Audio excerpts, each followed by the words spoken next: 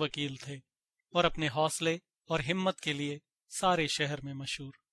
उनके दोस्त अक्सर कहा करते थे कि अदालत की इजलास में उनके मर्दाना कमाल ज्यादा साफ तरीके पर जाहिर हुआ करते हैं।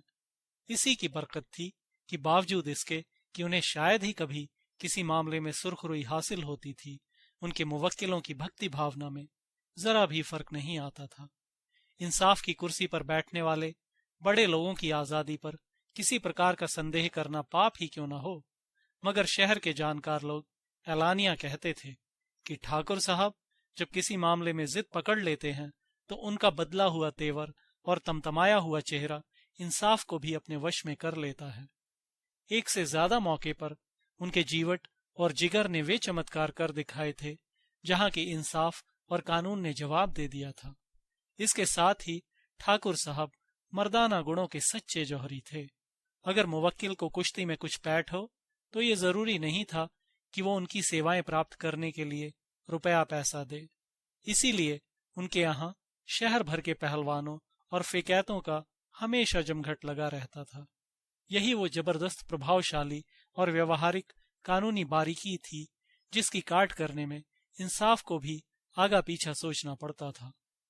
वे गर्व और सच्चे गर्व की दिल से कद्र करते थे। उनके बेतकल्लुफ घर की ड्योढ़ियां बहुत ऊंची थीं, वहां झुकने की जरूरत न थी। इंसान खूब सिर उठाकर जा सकता था।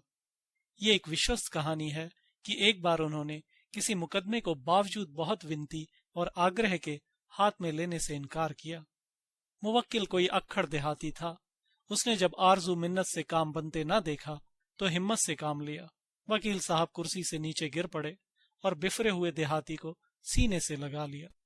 धन और धरती के बीच आदिकाल से एक आकर्षण है। धरती में साधारण गुरुत्वाकर्षण के अलावा एक खास ताकत होती है जो हमेशा धन को अपनी तरफ खींचती है। सूद और तमस्सुक और व्यापार, ये दौलत की बीच की मंजिलें हैं। जमीन उसकी आखिरी मंजिल है। ठाकुर प्रद्युम्न सिंह की निगाहें बहुत अरसे से एक बहुत उपजाऊ मौजे पर लगी हुई थी, लेकिन बैंक का अकाउंट कभी हौसले को कदम नहीं बढ़ाने देता था।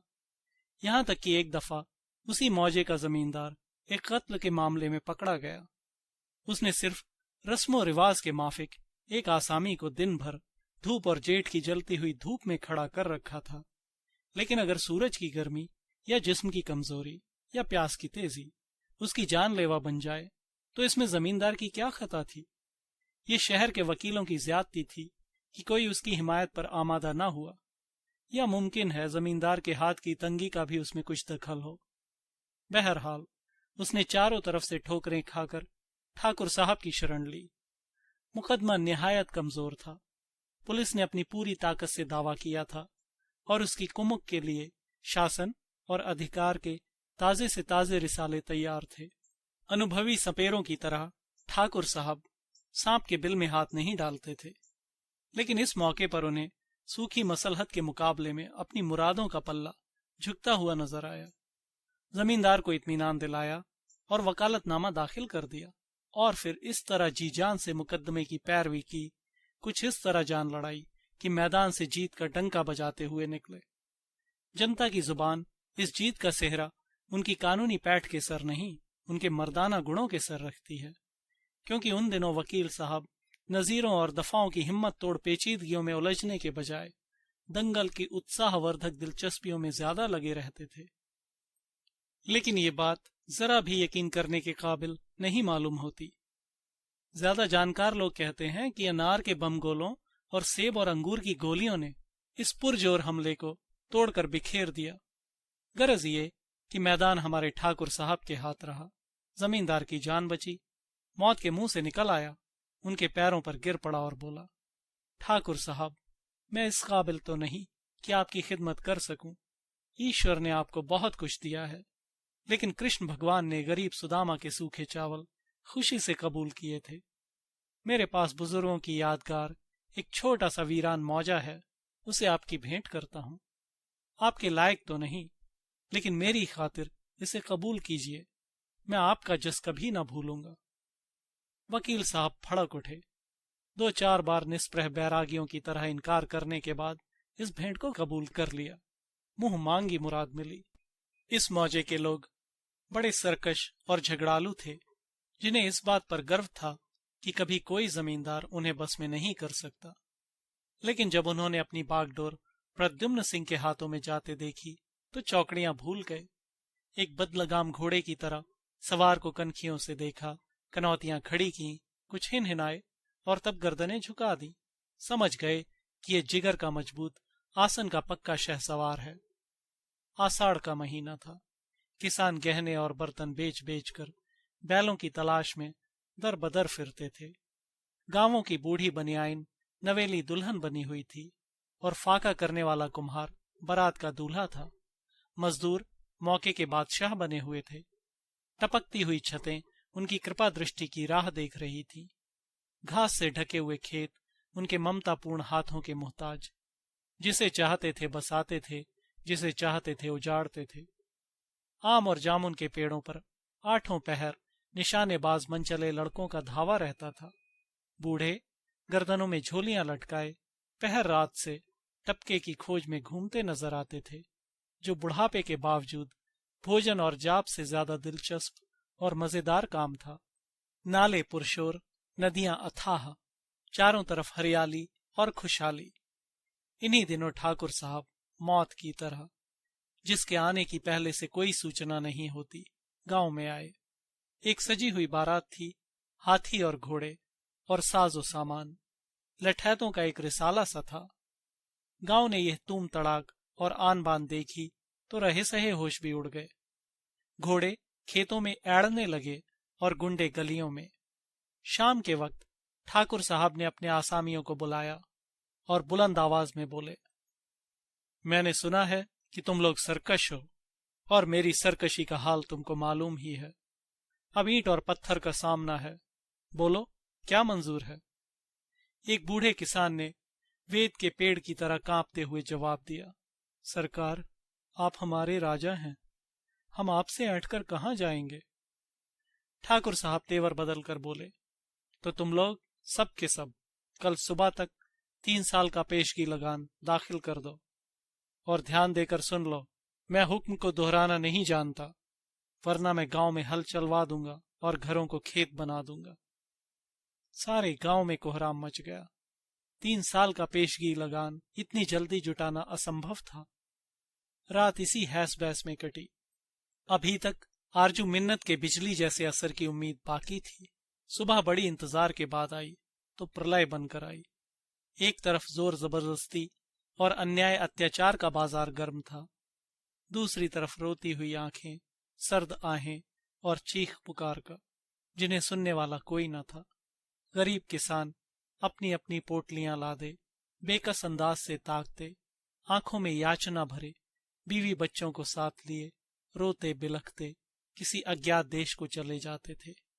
शाम हुई तो गांव उजड़ गया। यह खबर बहुत जल्द चारों तरफ फैल गई। लोगों को ठाकुर साहब के इंसान होने पर संदेह होने लगा। गांव वीरान पड़ा हुआ था, कौन उसे आबाद करे, किसके बच्चे उसकी गलियों में खेलें, किसकी औरतें कुओं पर पानी भरे। राह चलते मुसाफिर तबाही का ये दृश्य आंखों से देखते और अफसोस करते। नहीं मालूम उन वीराने देश में पड़े हुए गरीबों पर क्या गुजरी। आह, जो मेहनत की कमाई खाते थे और सर उठाकर चलते थे, अब दूसरों की गुलामी कर रहे हैं। इस तरह पूरा साल गुजर गया। तब गांव के नसीब जागे। जमीन उपजाऊ थी, मकान मौजूद। धीरे धीरे जुल्म की ये दास्तान फीकी पड़ गई। मनचले किसानों की दृष्टि उस पर पड़ने लगी। बला से जमींदार जालिम है, बेरहम है, सख्तियां करता है, हम उसे मना लेंगे। 3 साल की पेशगी लगान का क्या जिक्र, वो जैसे खुश होगा खुश करेंगे। उसकी गालियों को दुआ समझेंगे, उसके जूते अपने सर आंखों पर रखेंगे। वो राजा हैं, हम उनके चाकर हैं। जिंदगी की कशमकश और लड़ाई में आत्मसम्मान को निभाना कैसा मुश्किल काम है। दूसरा आषाढ़ आया तो वो गांव फिर बगीचा बना हुआ था। बच्चे फिर अपने दरवाजों पर घरौंदे बनाने लगे। मर्दों के बुलंद आवाज के गाने खेतों में सुनाई दिए व औरतों के सुहाने गीत चक्कियों पर। जिंदगी के मोहक दृश्य दिखाई देने लगे। साल भर गुजरा। जब रबी की दूसरी फसल आई तो सुनहरी बालों को खेतों में लहराते देखकर किसानों के दिल लहराने लगते थे। साल भर परती जमीन ने सोना उगल दिया था। औरतें खुश थीं कि अब के नए नए गहने बनवाएंगे। मर्द खुश थे कि अच्छे अच्छे बैल मोल लेंगे। और दरोगा जी की खुशी का तो अंत ही न था। ठाकुर साहब ने ये खुशखबरी सुनी तो देहात की सैर को चले। वही शान शौकत, वही लठैतों का रिसाला, वही गुंडों की फौज। गांव वालों ने उनके आदर सत्कार की तैयारियां शुरू की। मोटे ताजे बकरों का एक पूरा गला चौपाल के दरवाजे पर बांधा, लकड़ी के अंबार लगा दिए, दूध के हौज भर दिए। ठाकुर साहब गांव की मेड़ पर पहुंचे तो पूरे 100 आदमी उनकी आगवानी के लिए हाथ बांधे खड़े थे। लेकिन पहली चीज जिसकी फरमाइश हुई वो लेमोनेड और बर्फ थी। असामियों के हाथों के तोते उड़ गए। ये पानी की बोतल इस वक्त वहां अमृत के दामों बिक सकती थी, मगर बेचारे देहाती अमीरों के चोंचले क्या जाने। मुजरिमों की तरह सिर झुकाए भौचक खड़े थे। चेहरे पर झेप और शर्म थी, दिलों में धड़कन और भय। ईश्वर, बात बिगड़ गई है, अब तुम ही संभालो। बर्फ की ठंडक ना मिली तो ठाकुर साहब की प्यास की आग और भी तेज हुई। गुस्सा भड़क उठा। कड़क कर बोले, मैं शैतान नहीं हूं कि बकरों के खून से प्यास बुझाऊं। मुझे ठंडा बर्फ चाहिए, और ये प्यास तुम्हारे और तुम्हारी औरतों के आंसुओं से ही बुझेगी। एहसान फरामोश, नीच। मैंने तुम्हें जमीन दी, मकान दिए, हैसियत दी, और इसके बदले में तुम ये दे रहे हो कि मैं खड़ा पानी को तरसता रहूं। तुम इस काबिल नहीं हो कि तुम्हारे साथ कोई रियायत की जाए। कल शाम तक मैं तुम में से किसी आदमी की सूरत इस गांव में ना देखूं, वरना प्रलय हो जाएगा। तुम जानते हो कि मुझे अपना हुक्म दोहराने की आदत नहीं। रात तुम्हारी है, जो कुछ ले जा सको ले जाओ, लेकिन शाम को मैं किसी की मनहूस सूरत ना देखूं। ये रोना और चीखना फिजूल है। मेरा दिल पत्थर का है और कलेजा लोहे का, आंसुओं से नहीं पसीजता। और ऐसा ही हुआ। दूसरी रात को सारे गांव कोई दिया जलाने वाला तक न रहा। फूलता फलता गांव भूत का डेरा बन गया। बहुत दिनों तक ये घटना आसपास के मन चले किस्सा गोयों के लिए दिलचस्पियों का खजाना बनी रही। एक साहब ने उस पर अपनी कलम भी चलाई। बेचारे ठाकुर साहब ऐसे बदनाम हुए कि घर से निकलना मुश्किल हो गया। बहुत कोशिश की कि गांव आबाद हो जाए, लेकिन किसकी जान भारी थी कि इस अंधेर नगरी में कदम रखता, जहां मोटापे की सजा फांसी थी। कुछ मजदूर पेशा लोग किस्मत का जुआ खेलने आए, मगर कुछ महीनों से ज्यादा न जम सके। उचड़ा हुआ गांव खोया हुआ एतबार है जो बहुत मुश्किल से जमता है। आखिर जब कोई बस न चला तो ठाकुर साहब ने मजबूर होकर आराजी माफ करने का ऐलान कर दिया, लेकिन इस रियायत से रही सही साख भी खो दी। इस तरह 3 साल गुजर गए। एक रोज वहां बंजारों का एक काफिला आया। शाम हो गई थी और पूरब की तरफ से अंधेरे की लहर बढ़ती आती थी। बंजारों ने देखा सारा गांव वीरान पड़ा हुआ है। जहां आदमियों के घरों में गिद्ध और गीदड़ रहते थे, इस तिलिस्म का भेद समझ में ना आया। मकान मौजूद है, जमीन उपजाऊ है, हरियाली से लहराते हुए खेत हैं, और इंसान का नाम नहीं। कोई और गांव पास ना था, सो वहीं पड़ाव डाल दिया। जब सुबह हुई, बैलों के गलों की घंटियों ने फिर अपना रजत संगीत अलापना शुरू किया और काफिला गांव से कुछ दूर निकल गया तो एक चरवाहे ने जोर जबरदस्ती की ये लंबी कहानी उन्हें सुनाई। दुनिया भर में घूमते फिरने ने उन्हें मुश्किलों का आदी बना दिया था। आपस में कुछ मशविरा किया और फैसला हो गया। ठाकुर साहब की ड्योढ़ी पर जा पहुंचे और नजराने दाखिल कर दिए। गांव फिर आबाद हुआ। ये बंजारे बला के चीमड़, लोहे की सी हिम्मत और इरादे के लोग थे, जिनके आते ही गांव में लक्ष्मी का राज हो गया। घरों में से फिर धुएं के बादल उठे। कुल्हाड़ों ने फिर धुएं और भाप की चादरें पहनी। तुलसी के चबूतरे पर फिर से चिराग जले। रात को रंगीन तबीयत नौजवानों की अलापें सुनाई देने लगीं। चरागाहों में फिर से मवेशियों के गल्ले दिखाई दिए और किसी पेड़ के नीचे बैठे हुए चरवाहे की बांसुरी की मध्यम और रसीली आवाज दर्द और असर में डूबी हुई इस प्राकृतिक दृश्य में जादू का आकर्षण पैदा करने लगी। भादों का महीना था। कपास के फूलों की सुर्ख और सफेद चिकनाई, तिल की ऊदी बहार और सन का शोख पीलापन अपने रूप का जलवा दिखाता था। किसानों की मढ़ैया और छप्परों पर भी फल फूल की रंगीनी दिखाई देती थी। उस पर पानी की हल्की हल्की फुहारें प्रकृति के सौंदर्य के लिए सिंगार करने वाली दिखाई दे रही थी। जिस तरह साधुओं के दिल सत्य की ज्योति से भरे होते हैं, उसी तरह सागर और तालाब साफ शफाक पानी से भरे थे। शायद राजा इंद्र कैलाश की तरावट भरी ऊंचाइयों से उतरकर अब मैदानों में आने वाले थे, इसलिए प्रकृति ने सौंदर्य और सिद्धियों और आशाओं के भी भंडार खोल दिए थे। वकील साहब को भी सैर की तमन्ना ने गुदगुदाया। हमेशा की तरह अपने रईसाना ठाट बाट के साथ गांव में आ पहुंचे। देखा तो संतोष और निश्चिंतता के वरदान चारों तरफ स्पष्ट थे। गांव वालों ने उनके शुभागमन का समाचार सुना, सलाम को हाजिर हुए। वकील साहब ने उन्हें अच्छे अच्छे कपड़े पहने स्वाभिमान के साथ कदम मिलाते हुए देखा। उनसे बहुत मुस्कुराकर मिले, फसल का हालचाल पूछा। बूढ़े हरदास ने एक ऐसे लहजे में जिससे पूरी जिम्मेदारी और चौधरापे की शान टपकती थी जवाब दिया, हुजूर के कदमों की बरकत से सब चैन है, किसी तरह की तकलीफ नहीं। आपकी दी हुई नेमत खाते हैं और आपका जस गाते हैं। हमारे राजा और सरकार जो कुछ हैं आप हैं, और आपके लिए जान तक हाजिर है। ठाकुर साहब ने तेवर बदलकर कहा, मैं अपनी खुशामद सुनने का आदी नहीं हूं। बूढ़े हरदास के माथे पर बल पड़े, अभिमान को चोट लगी। बोला, मुझे भी खुशामद करने की आदत नहीं है। ठाकुर साहब ने ऐंठ कर जवाब दिया, तुम्हें रईसों से बात करने की तमीज नहीं? ताकत की तरह तुम्हारी अकल भी बुढ़ापे की भेंट चढ़ गई। हरदास ने अपने साथियों की तरफ देखा। गुस्से की गर्मी से सबकी आंख फैली हुई और धीरज की सर्दी से माथे सिकुड़े हुए। बोला, हम आपकी रैयत हैं, लेकिन हमें अपनी आबरू प्यारी है, और चाहे आप जमींदार को हम अपना सिर दे दें, आबरू नहीं दे सकते। हरदास के कई मनचले साथियों ने बुलंद आवाज में तायीद की, आबरू जान के पीछे है। ठाकुर साहब के गुस्से की आग भड़क उठी और चेहरा लाल हो गया और जोर से बोले, तुम लोग जबान संभाल कर बातें करो, वरना जिस तरह गले में झोलियां लटकाए आए थे उसी तरह निकाल दिए जाओगे। मैं प्रद्युम्न सिंह हूं, जिसने तुम जैसे कितने ही हेकड़ों को इसी जगह कुचलवा डाला है।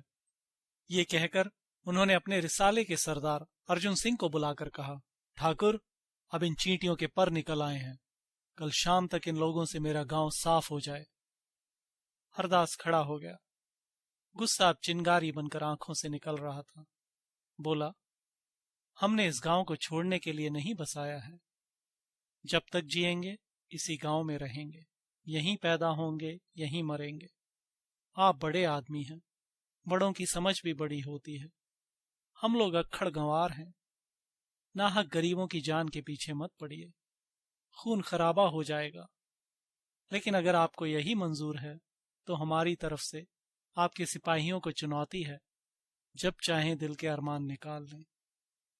इतना कहकर ठाकुर साहब को सलाम किया और चल दिया। उसके साथी गर्व के साथ अकड़ते हुए चले। अर्जुन सिंह ने उनके तेवर देखे, समझ गया कि ये लोहे के चने हैं, लेकिन शोहदों का सरदार था, कुछ अपने नाम की भी लाज थी। दूसरे दिन शाम के वक्त जब रात और दिन में मुठभेड़ हो रही थी, इन दोनों जमातों का सामना हुआ। फिर वो धौल धप्पा हुआ कि जमीन थर्रा गई। जुबानों ने मुंह के अंदर वह मार के दिखाए कि सूरज डर के मारे पश्चिम में जा छिपा।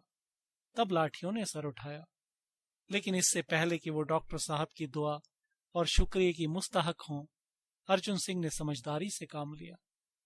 ताहम उनके चंद आदमियों के लिए गुड़ और हल्दी पीने का सामान हो चुका था। वकील साहब ने अपनी फौज की ये बुरी हालतें देखी, किसी के कपड़े फटे हुए, किसी के जिस्म पर गर्द जमी हुई, कोई हांफते हांफते बेदम। खून बहुत कम नजर आया, क्योंकि ये एक अनमोल चीज है और इसे डंडों की मार से बचा लिया गया। उन्होंने अर्जुन सिंह की पीठ ठोंकी और उसकी बहादुरी और जांबाजी की खूब तारीफ की। रात को उनके सामने लड्डू और इमरतियों की ऐसी वर्षा हुई कि सब गर्द गुबार धुल गया। सुबह को इस रिसाले ने ठंडे ठंडे घर की राह ली और कसम खाकर गए कि अब भूलकर भी इस गांव का रुख ना करेंगे। तब ठाकुर साहब ने गांव के आदमियों को चौपाल में तलब किया। उनके इशारे की देर थी, सब लोग इकट्ठे हो गए। अख्तियार और हुकूमत अगर घमंड की मसनत से उतर आए तो दुश्मनों को भी दोस्त बना सकती है। जब सब आदमी आ गए तो ठाकुर साहब एक एक करके उनसे बगलगीर हुए और बोले, मैं ईश्वर का बहुत ऋणी हूं। मुझे गांव के लिए जिन आदमियों की तलाश थी वो लोग मिल गए। आपको मालूम है, ये गांव कई बार उजड़ा और कई बार बसा। उसका कारण यही था कि वे लोग मेरी कसौटी पर पूरे ना उतरते थे। मैं उनका दुश्मन नहीं था, लेकिन मेरी दिली आरजू ये थी कि इस गांव में वे लोग आबाद हों जो जुल्म का मर्दों की तरह सामना करें और अपने अधिकारों और रियायतों की मर्दों की तरह हिफाजत करें, जो हुकूमत के गुलाम ना हों और रौब और अख्तियार की तेज निगाह देखकर बच्चों की तरह डर से सहम न जाएं। मुझे इत्मीनान है कि बहुत नुकसान, शर्मिंदगी और बदनामी के बाद मेरी तमन्नाएं पूरी हो गईं। मुझे इत्मीनान है कि आप उल्टी हवाओं और ऊंची ऊंची उठने वाली लहरों का मुकाबला कामयाबी से करेंगे। मैं आज इस गांव से अपना हाथ खींचता हूं। आज से ये आपकी मिल्कियत है। आप ही इसके जमींदार और मालिक हैं। ईश्वर से मेरी यही प्रार्थना है कि आप फलें फूलें और सरसब्ज हों। इन शब्दों ने दिलों पर जादू का काम किया। लोग स्वामी भक्ति के आवेश से मस्त होकर ठाकुर साहब के पैरों से लिपट गए और कहने लगे, हम आपके कदमों से जीते जी जुदा ना होंगे। आपके जैसा कद्रदान और रियाया परवर बुजुर्ग हम कहाँ पाएंगे। वीरों की भक्ति और सहानुभूति, वफादारी और एहसान का एक बड़ा दर्दनाक और असर पैदा करने वाला दृश्य आंखों के सामने पेश हो गया। लेकिन ठाकुर साहब अपने उदार निश्चय पर दृढ़ रहे। और को 50 साल से ज्यादा गुजर गए हैं, लेकिन उन्हीं बंजारों के वारिस अभी तक मौजा साहबगंज के माफीदार हैं। औरतें अभी तक ठाकुर प्रद्युम्न सिंह की पूजा और मन्नतें करती हैं। और गो अब इस मौजे के कई नौजवान दौलत और हुकूमत की बुलंदी पर पहुंच गए हैं, लेकिन गूढ़े और अक्खड़ हरदास के नाम पर अब भी गर्व करते हैं। और भादों सुदी एकादशी के दिन अभी उसी मुबारक फतेह की यादगार में जश्न मनाए जाते हैं। कविता, कहानी, बाल रचना, गीत संगीत सुनने के लिए लॉग ऑन करें हिंदयुग्म.com।